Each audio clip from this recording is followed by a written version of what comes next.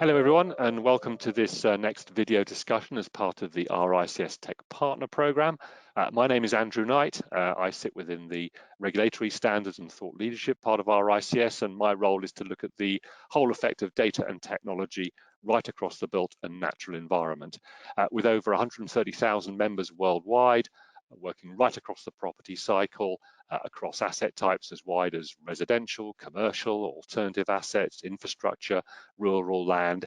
It's obviously an incredibly broad landscape upon which data and tech is having an incredibly positive and profound impact. And today I'm really pleased to have Kwame and Fatou join me from Traverse Tech, part of Property Datahub. So do please join me on camera. Hi Andrew, how are you doing? Very well. Hi Kwame. And hi Fatou, how are you? Hi, Andrew. I'm fine. Good, good. Well, it's great to have you on the call, as I said. And my first question, ironically, on most of these discussions is not necessarily to talk about the bits and the bytes and the data straight away, but to perhaps focus on some of the human side of things. So perhaps, Kwame, it'd be great to have a bit of a backstory about your experience in the property industry, and indeed about Property Datahub and the sort of backstory of that and the creation of the subsidiary as well. Oh, Andrew, thank you for that question. So I'm a trained land economist. I studied land economics for my undergrad, and I did my master's degree in law. I'm a member of the Ghana Institution of Surveyors and a chartered member of the RICS as well. So when I started my career, I realized there was a depth of information in our real estate markets. As a valuer, your main tools are your comparables. And I realized whenever you need to do valuation, you need to call a friend, asking about property value. What's the property value in airport? What's the property value in cantonments? So it was more of a challenge for me. It was very annoying. So I created a platform called Traverse as a repository for real estate data. So I started aggregating real estate data, capital values, rental values. I had a friend who is also a quantity surveyor. He also started analyzing the construction cost rates. So we were all putting data together, aggregating data, and we were able to share some stories about all those data, talking about yields, talking about where the market is moving, and all those stuffs about market indices. So that's how the journey started. And why did you pick on the name Traverse particularly? Does that have some additional meaning? Yeah, Traverse is one of the terminologies being used in the survey profession, especially the land surveyors. When you are surveying, you survey from whole to part. You start from the unknown to the unknown. So that was why I chose that name, because we are trying to find data. So we are starting from the unknown to the unknown. Once we get the raw data, we are able to tell stories about those data. And that's where we get to the known part. Fascinating, fascinating. And I guess this is a common way of kind of trying to get underneath the kind of solutions that so many of our tech partners are working on. But what's the innovation and what's the problem it's solving? I mean, you kind of alluded to earlier in terms of phoning a friend to phone a friend to get those comparables. But how would you kind of summarize what the big problems are in the market and what your platform is going to do to solve that? Okay, so we have 4 main business models on our tech platform, right? And in the process of doing all those business models, we get to control data. We get to receive data from our clients. We get to receive data from our service providers. And all that data can be used to our benefit, can be used to tell all the real estate stories. So the first arm of our business is called the remote property development, right? So this is the tool that gives people the opportunity to build remotely, regardless of where you are. You are in the United Kingdom, you want to build a house in Ghana, you come on the platform and you can do A to Z. So you get the chance to source your land. There are lawyers, real estate lawyers, conveyancing lawyers on the portal to help you with your due diligence. After your due diligence, if all is set, payment is made, we offer capital protection until all the T's are crossed, all the I's are dotted, money is not moved to the end recipient. So after that, your site plan moves to an architect on the pool. You get to customize the design you want. After that, you are moved to the quantity surveyor. That's where we get a chance to cost the project. After that, the contract is awarded to a contractor on the portal. So you get a chance to build remotely. You are in United Kingdom, you are busy, you can't be going up and down. And historically, we have a lot of horrible stories, people sending monies back home for real estate projects to be done for them. And these monies are diverted somewhere along the line. So we are very hopeful about the product. We are very hopeful that people are going to use the product because we cut middlemen. You get to deal at source. You get to deal with the architect at source on the portal. You get to deal with the conveyancing lawyer at source. You get to deal with the contractor at source as well. And the second arm of the project, which is very interesting to me, is called the social PropTech. You know, our generation, we spend almost all our time on social media. So social PropTech is a social media tool bespoke for real estate, right? So we give people the opportunity to create virtual communities, invite their friends and family that they hope to build with, and they start talking about their future real estate. And whenever they are ready, they get the chance to build it on Traverse. That's great. The social PropTech. And the other arm is called crowdsourced real estate investment. That people get the chance to raise capital for their real estate projects. So let's say, Andrew, you are a real estate developer. You want to do your real estate in, let's say, Liverpool. You upload all your real estate prospectus on the portal, and anyone across the globe can get the chance to invest in your real estate. So that's the the crowdsourced real estate investment. And the last one is the relocation and resettlement. We realized that one of the core components of relocation and resettlement is accommodation. So with that, we get to aggregate a lot of people who are looking for accommodation, people who want to monetize their property. We pair them together on the real estate side of things with respect to relocation and resettlement. So in a nutshell, that's all about our product. Yes. Great. And we are happy about it. Indeed, indeed. So Fatou, if I could perhaps move to you, it's perhaps an overused phrase to talk about a game changer with the technology, but what's your sense of really what the technology is going to do here, and what's going to be so different as a result of this approach? Know that real estate in Africa is still more in a traditional way, and it's shifting little by little to a more modern approach. And I think that the game changer with the tech here is that first it will allows people to build remotely, which is quite an innovation when you are from the diaspora, or even when you are even when you are within the country, in the country. Because you might be sometimes in the capital and or in another region and wants to build somewhere else. And also have it will allows them to have a full scope and very transparent overview of all the process of the building, which was not the case, because as Kwame said just earlier, sometimes one of the horror stories that we mostly have is when you send your money back home, then you don't have any track records or any view of where the money is going. So it's complete mystery. And it even happens to residents who live in the country. But there is definitely a problem of trust here that the tech is going to solve. And also the other thing is that you are able to monitor the costs of your investment, which were not very common, because with the Traverse app, you have the best and most competitive offer that are presented to you, and you get to choose the best one, which is not necessarily the case in the traditional approach that people have, because either they don't have a lot of time or they don't know enough people so that they can compare the bills. And last but not least is that I think the fact of offering a various and very diverse choice of products to our community. For example, the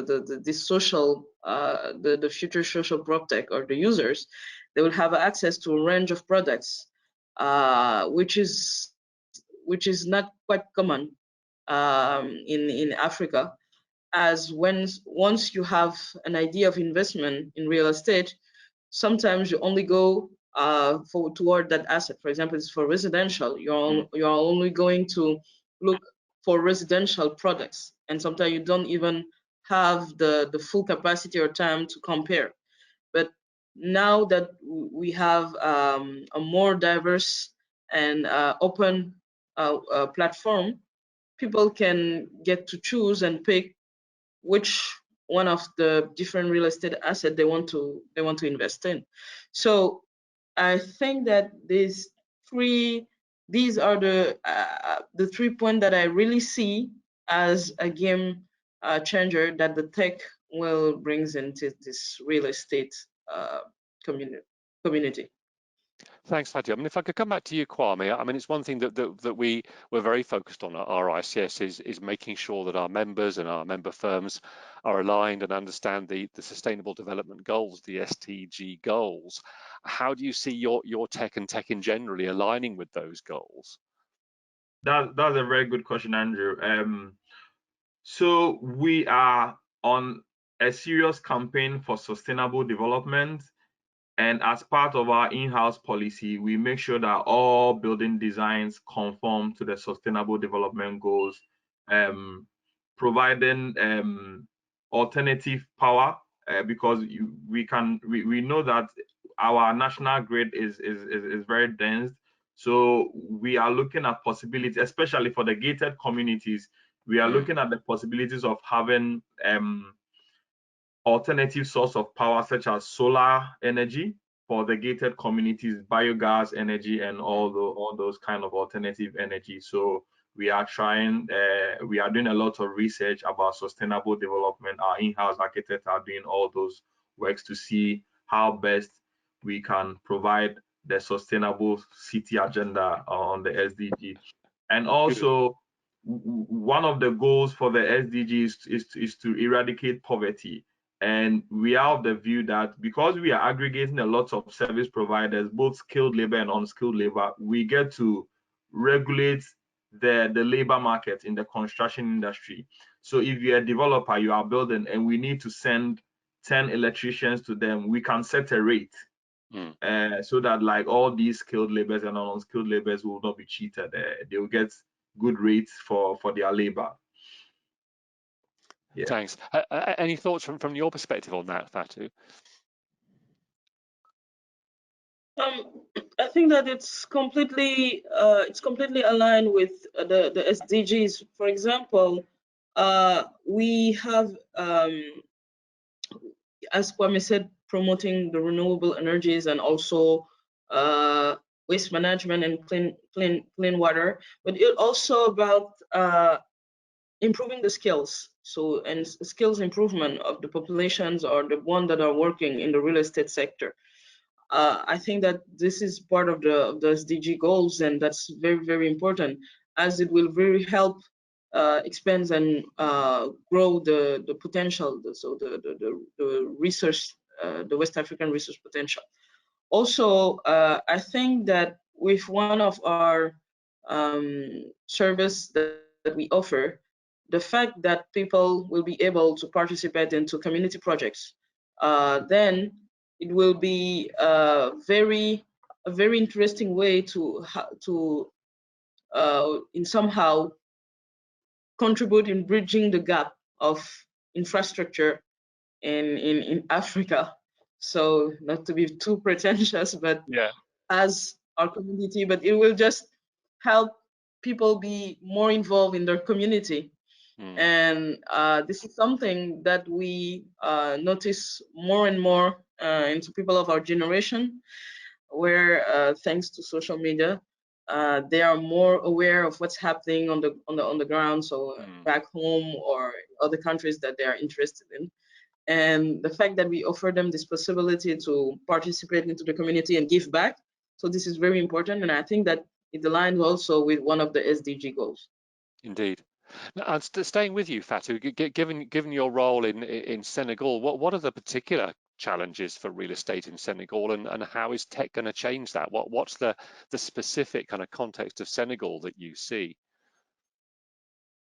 So Senegal is knowing since a decade now, very dynamic and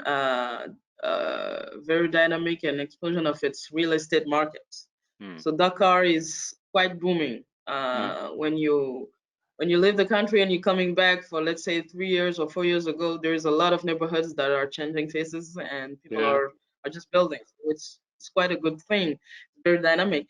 But there is a lot of challenge. But I will just cite few ones because otherwise we'll still be there 2 hours after. One of them is the cost. Dakar's real estate is very expensive.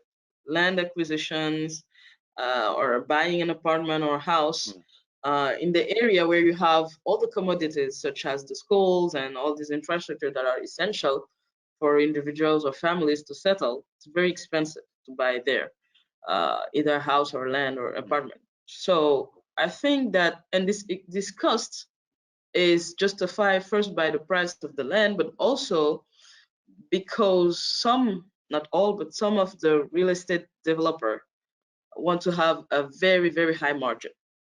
So it just brings out to this expensive cost. And the problem is that the real estate market leaves on the bridge a wider part of the middle class population, because they target mostly, let's say, the high net worth individual or higher classes. But unfortunately, not everyone is rich. So all these middle class or young worker or let's say 30, 35, 40s, they need to leave and to live somewhere. So I think that the tech will change that, because as I said earlier, having that cost control or cost monitoring will allow us to choose the most competitive contractor or architect, so that the user can have the best experience. Another challenge is the lack of data in the real estate market in Senegal. So even if it's a growing market, we do need very trustful data, and there's not a lot of people doing it here, or when you are looking for data, you don't know where to head. So having that platform will allow us to collect some data and then give back also and share it with the right people or with the right institutions. Also, I think the other challenge I see here is the window of development for the real estate. Senegal market is very focused on residential. So most of the offer that are on the market actually is high-end, superior to high-end residential products. But the other assets, such as office, such as leisure or other community assets or public assets, are left away. And in our attempt to diversify and offer a very various range of selection of products to our community, I think that I said it earlier, and the opportunity to invest and give back to the community, this could be a plus, and so a positive thing that Travis will bring out to this market, because most of the investment, to not say the large majority of the investment made by residents or diaspora members are residential. But people, when you speak with people, they are not aware that they can invest in other assets, or they just don't know that it could be also as attractive as buying an apartment or a house. So in my opinion, I think that's what I can say for the challenges and the game changing in Senegal. Thanks, Fatou. Kwame, could I ask you almost the same question, reflecting on the situation in Ghana and also Kenya as well, in terms of the challenges and how tech will help there? What's the context in those markets? Yeah, Ghana is our real estate market is getting there. with respect to data, there is a depth of information in our real estate data. If you need data, it's very difficult getting it. Not only about transaction data, but even if you want to buy a land, the processes to go through is getting that data can even be a challenge. Identifying the right professional to talk to get all the information with can be a huge challenge. So with Traverse, coming in with Traverse, we give people the opportunity to get like access to data. You want to buy a property, you can check historical data on the platform. You want to build, we have our artificial intelligence that you can input all the construction details you need, and voila, you can have an indicative cost of how much your project will cost you. As at now, we have over 2 million housing deficit in Ghana. The population and the housing stock is not well balanced at all. So coming in with Traverse, we think with the crowdsourced real estate investment, because there is demand for housing units, we can increase supply for housing. People would like to invest in housing, especially social housing or affordable housing. People can invest, and on the demand side, people can also buy in it. Also, let me share my screen and show you something. So when you look at the business models we have, remote property development, crowdsource, social proptech, all these are game changers coming in, right? In 2020, even at the height of COVID, right? We know from our in-house research that like remittances coming in to Ghana was about 2.3 billion, right? From the diaspora, and about 45% of these monies were skewed towards brick and mortar, people trying to buy land, people trying to build their house, people trying to renovate, and so on and so forth. And I can confidently assure you that about 60% of these people will come back home to be disappointed, right? Because they will not like what they see, they will not like how their monies were disbursed, and so on and so forth. So coming in with Traverse, we are giving people the virtual to build remotely, and they holding us accountable because our reputation is on the line. We are dealing with certified professionals. We are dealing with the Institutional Trade Association, Ghana Institute of Architects, Ghana Institute of Engineers, Ghana Institute of Surveyors. When we go to Senegal too, we are dealing with all the trade associations. When we go to Kenya too, we are dealing with all the trade associations. So any professional who is on the platform who is acting up, we can get in touch with your institutions, and all those sanctions that needs to be applied can be applied to you. Exactly. And when you look at the Traverse end users, these are our focus. These are the people that we are expecting will be using Traverse. We talk about returnees and retirees, people who are old, who may want to retire back home, the Ghanaian diaspora. And another interesting category of people are the remote worker relocators, right? Yes. COVID hit, the way we live our lives, it's changing. People can work remotely from wherever they are. And when people want to relocate and work, one of the main things that they will need is a good accommodation with good internet and all the facilities that you need to make your work very comfortable. Beyond the return people, we have the snowbirds, people who would like to move to a more temperate place when it's very cold. And also we have vacation homeowners. And one of the tools that our marketing team is pitching, that every African American should own a vacation home back in Africa. So that's one of the marketing tools that we are pitching to investors. And also we have real estate investors who are also active users of the platform. And we have the Gen Y and Gen Z, the social media people, the folks spending all their time on social media. And Andrew, let me tell you this.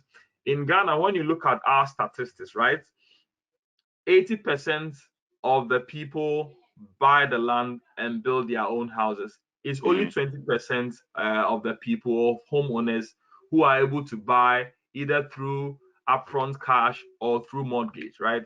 And our mortgage rate is very high, so less than 15% of the working class can qualify for a good mortgage. Mm. So people, I say they build the Ghanaian way. Fatou also say they build the Senegalese way, where you buy the land and then you build at your own pace. Yeah. And when you decide to build at your own pace, it tends to be cheaper than buying. So let me show you some figures here. Mm.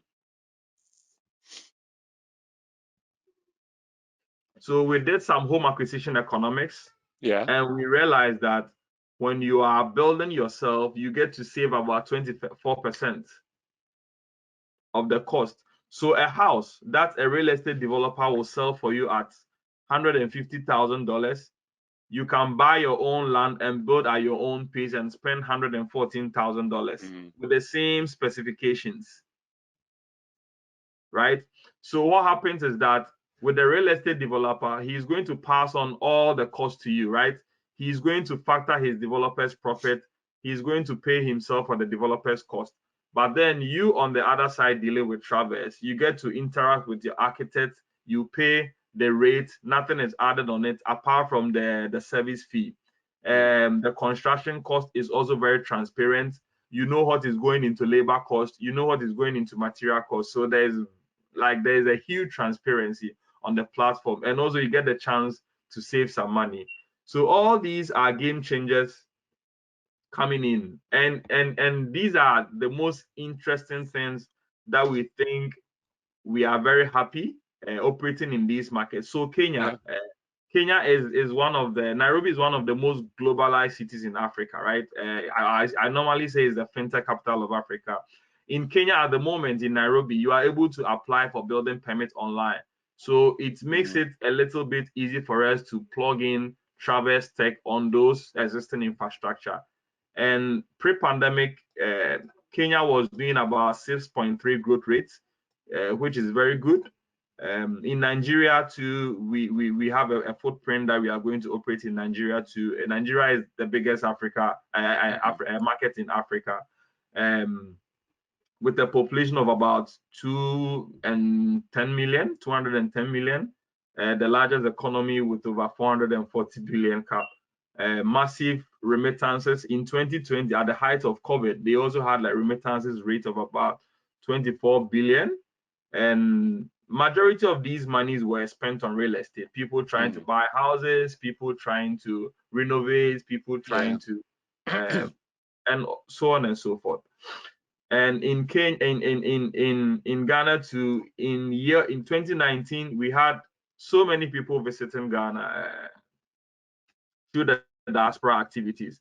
And currently we have the AFTA Secretariat. So we have the Africa Continental Trade Agreement, which means most of the countries signing on that document can do trade activities, free movement and all those things.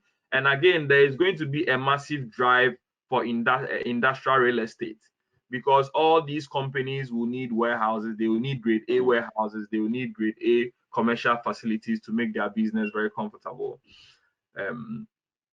Fatou, do you want to talk about Senegal? The interesting stuff about Senegal, why we want to be in Senegal.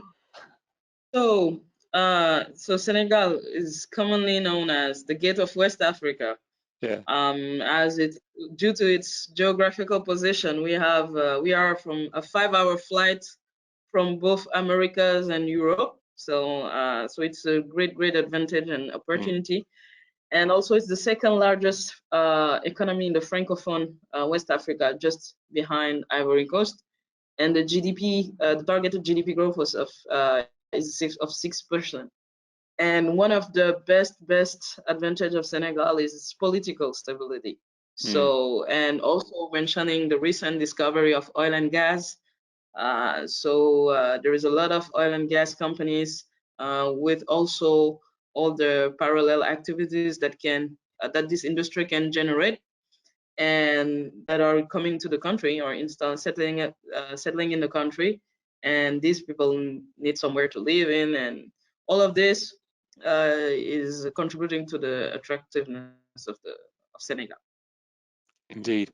Well, it's fascinating because clearly the ability to both provide data and, as you say, connect to trusted professions is going to be key to so many of the things you've talked about in terms of people getting value for money, for the social aspect of getting higher quality housing, and as you said, also getting these other kinds of real estate built as well, because with all that focus on residential, we still need leisure and retail and offices. So it's clearly a huge opportunity for data and tech to help these economies, isn't it? Well, for today, it's been a fascinating conversation, and I look forward to catching up again soon to see how things are going across all the markets you're working in. But for today, Kwame and Fatou, thanks for your time, and it's been a fascinating insight to what's happening in sub-Saharan Africa. So thanks again. Thank you, Andrew, and we would like to have another meeting when our product is launched to show you all the nice things on the tech.